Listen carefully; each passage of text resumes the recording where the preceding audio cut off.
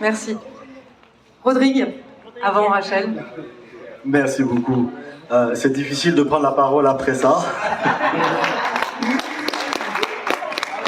Merci. Oui, effectivement, avec Rachel, on a connu ce que c'est qu'une victoire psychologique, même si on ne la touche pas des doigts. La victoire, elle est psychologique. Et tenir 22 mois face à un géant comme Accor, il faut en avoir là-dedans et là-dedans. Et on a eu un exemple, nous, à Monoprix, parce que nous sommes de Monoprix, nous sommes venus à environ 5. Nous sommes des élus de la CGT de Monoprix et nous combattons cette injustice que Rachel aussi a combattue face au groupe Accor. Nous sommes les essentiels, comme on l'a dit tantôt. Nous travaillons à la dure.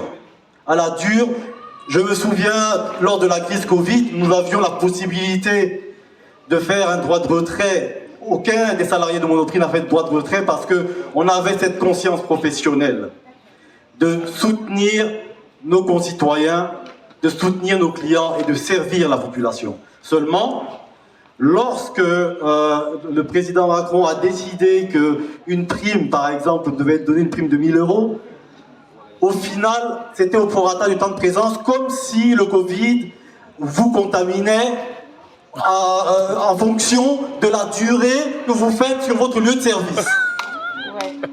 Donc, prorata du temps de présence, si vous avez été exposé au Covid pendant 5 minutes, vous aurez 5 €. Et si vous avez été exposé pendant 3 mois, vous aurez les 1 000 €. Et notre président, directeur général, a eu une prime exceptionnelle Covid d'environ 655 000 €. Et après, une année après, il augmente son salaire d'environ 72%. Il était déjà environ à 500 000, 600 000 €, 72% de plus. Quand on doit négocier pour avoir à peine quelques miettes, on n'arrive même pas à avoir, on a à peine au-dessus du SMIC pour les échelons les plus bas. Et on trouve qu'on nous en donne déjà assez. Entre-temps, nous avons un groupe qui est en déliquescence. Il est en perte de vitesse. Une action qui avait il y a quelques années plus de 100 €, elle est maintenant à près de 5 €. Donc vous avez un groupe qui est en perpétuelle chute. Seulement pour revenir à la lutte, au combat syndical que nous avons mené souvent conjointement avec Rachel, parce qu'elle nous a toujours soutenus avant qu'elle ne soit élue députée, et maintenant encore plus. Elle nous a toujours soutenus. Et nos combats ont encore plus d'ampleur et plus d'impact lorsqu'elle est présente, parce qu'elle donne de la voix, elle nous donne du courage. Et elle nous démontre qu'on n'a pas forcément besoin de gagner matériellement, mais si, mentalement, on se dit qu'on est des gagnants, on peut y arriver. Elle l'a prouvé face au groupe Accor, elle l'a prouvé à l'Assemblée. Lorsqu'elle parle à l'Assemblée, on l'écoute. Même si la Macronie n'est pas d'accord avec elle, ils sont conscients que eux, ils sont déconnectés de la réalité et que elle est sur le terrain et elle sait ce qu'elle veut. Merci. C'est pourquoi, en fait, on ne peut que soutenir toutes les initiatives qu'elle va entreprendre, parce que de toutes les façons, elle nous soutient aussi. On le voit de par son engagement auprès des populations défavorisées. On le voit quand elle soutient des projets en faveur de l'écologie. On le voit dans tout ce qu'elle fait.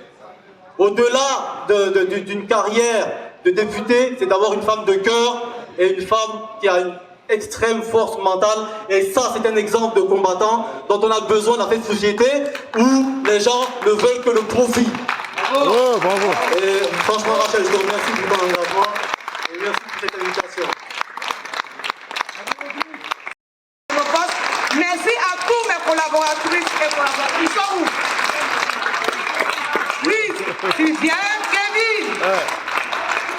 Allez, Rachel. Nous, on est là. Rachel. Viens. Rachel. Même si Macron ne veut pas, nous on est là.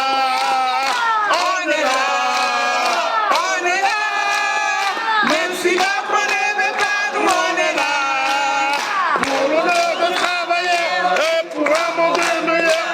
si Macron ne veut pas, nous on est là, on est là, on est là.